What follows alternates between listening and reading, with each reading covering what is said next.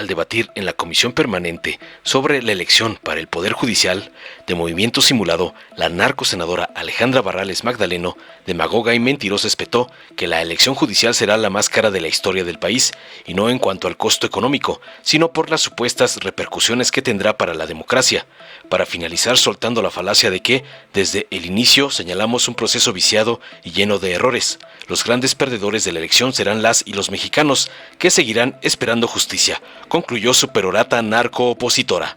Tras oír las barrabasadas y sandeces de la encueratriz de Pedante Delgado y el señor X, el senador Waldo Fernández González del Partido Verde le reviró contundente que, a partir del 1 de junio, las personas juzgadoras van a rendir cuentas únicamente al pueblo, pues su único objetivo será respaldar la decisión popular.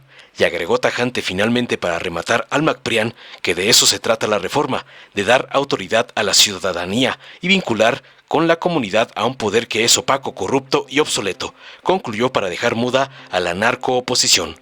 Veamos enseguida cómo la narcoencueratriz Barrales es vapuleada por la cátedra del senador Waldo, por atacar la elección judicial como le mandan sus narcopadrotes, el lampón Claudio X y el cacique Pedante Delgado. Gracias, presidente, con su venia. Adelante. Compañeras y compañeros, como ya se ha señalado aquí, nos encontramos a escasos 10 días de que se celebre la elección judicial en nuestro país. Y les comparto que ante este hecho, yo tengo, seguramente como muchos de los aquí presentes, sentimientos encontrados. Porque siempre he sido defensora del derecho a tener derecho, el derecho a decidir por nuestros representantes. He sido una defensora de la participación ciudadana porque creo firmemente en la democracia. Pero también, por otro lado, estoy convencida que vamos a una de las elecciones, si no es que a la elección más cara que haya tenido nuestro país en toda su historia. Y no me refiero solamente al tema económico. No hablo del costo, que sí, es verdad, va a ser importante, pero no hablo del costo económico. Hablo del costo y de las repercusiones en términos de democracia que esta elección va a tener para nuestro país. Porque, de verdad, yo quisiera decir que este ejercicio que estamos próximos a celebrar nos va a garantizar la verdadera impartición de justicia en este país. Yo quisiera decir que esta elección nos va a garantizar la llegada de impartidores de justicia imparciales, preparados, pero por desgracia, todos los que estamos aquí presentes sabemos que esto no va a ser así. Sabemos que va a ser incluso todo lo contrario, porque hemos visto desde el inicio un proceso viciado de origen, un proceso lleno de errores. Y déjenme solamente compartirles uno de los que considero más importantes. Un error que viene planteado en el actual texto de esta pasada reforma, que además ya anunciaron varios diputados que están listos para, una vez pasada la elección, corregirlo, y es el que tiene que ver con la contradicción entre el artículo 94 y el artículo 97 del actual texto. Por un lado, el artículo 94 establece que todos ellos hablan del procedimiento y la duración de la Suprema Corte. Y mientras el artículo 94 establece que la presidencia de la Corte será para quien obtenga el mayor número de votos, el artículo 97 señala que serán los propios integrantes del Pleno los que elegirán cada 4 años a quien ocupe la presidencia de este órgano. Entonces los dos artículos están vigentes, los dos artículos se contraponen y entre otros es parte de los errores que son consecuencia de la improvisación y de las prisas con las que se realizó esta pasada reforma. Por ello yo estoy convencida que los grandes perdedores de esta elección judicial no van a ser, como aquí se advirtió, la élite judicial. No va a ser tampoco la clase política. Por desgracia, los grandes perdedores de esta reforma van a ser las y los mexicanos, que seguiremos esperando la impartición auténtica de justicia en nuestro país, porque no vamos a tener esos perfiles confiables, preparados y comprometidos con el Estado de Derecho.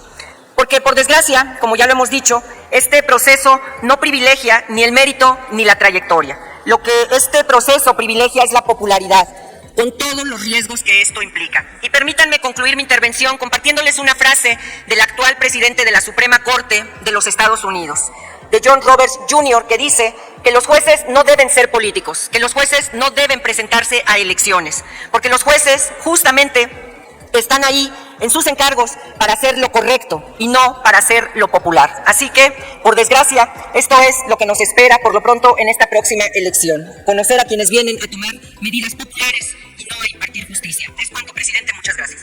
Gracias, presidenta, senadoras Adelante. y senadores. La justicia es un instrumento de paz. La justicia es el arte de dar a cada quien lo suyo. Pero particularmente en México, la justicia se convirtió en un lujo de unos cuantos.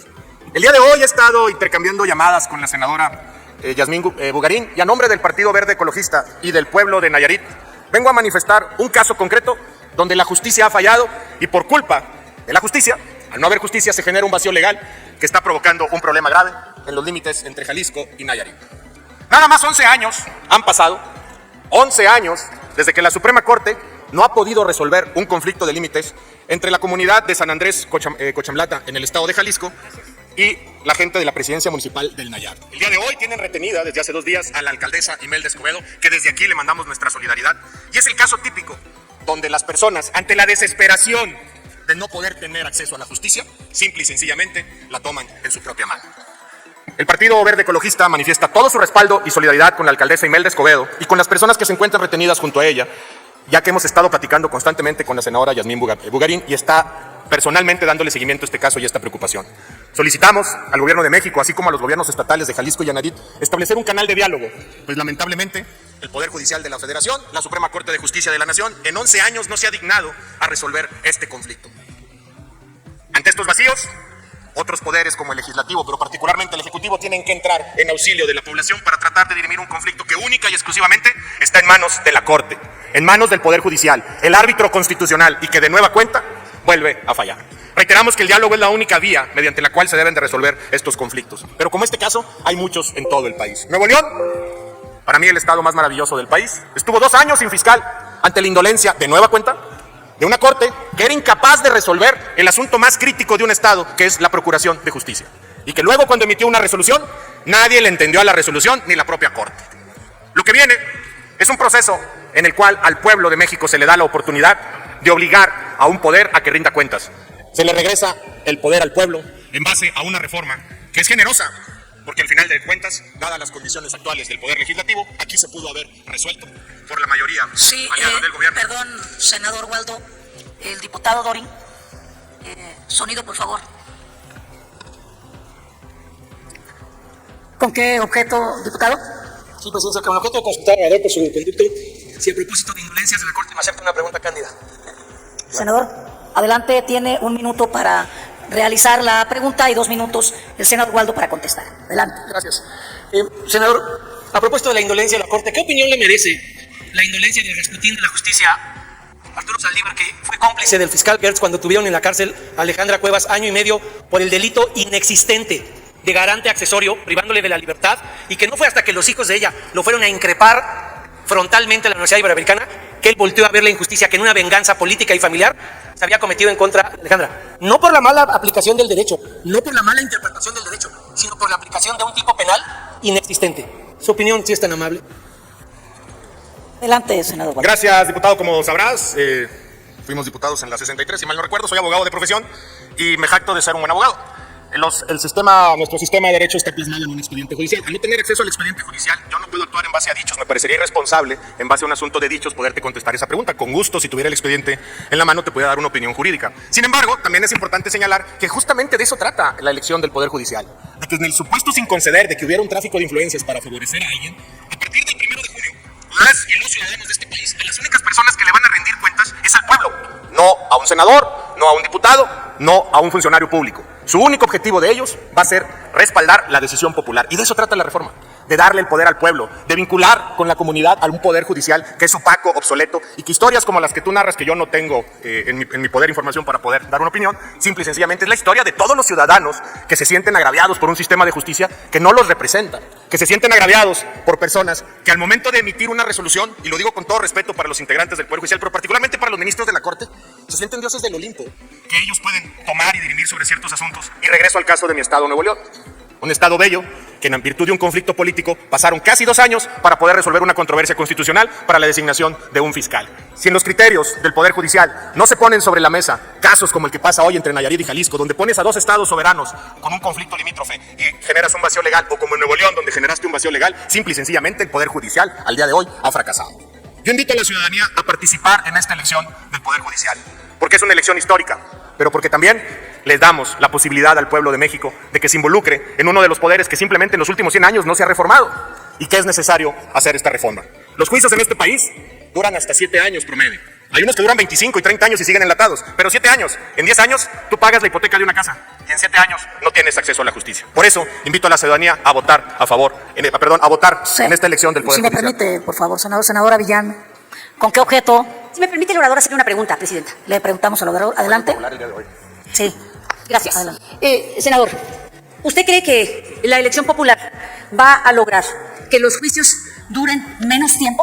¿Y usted cree que los electores van a tener el tiempo de revisar 36 opciones para ver cuál es el mejor perfil para elegirlo?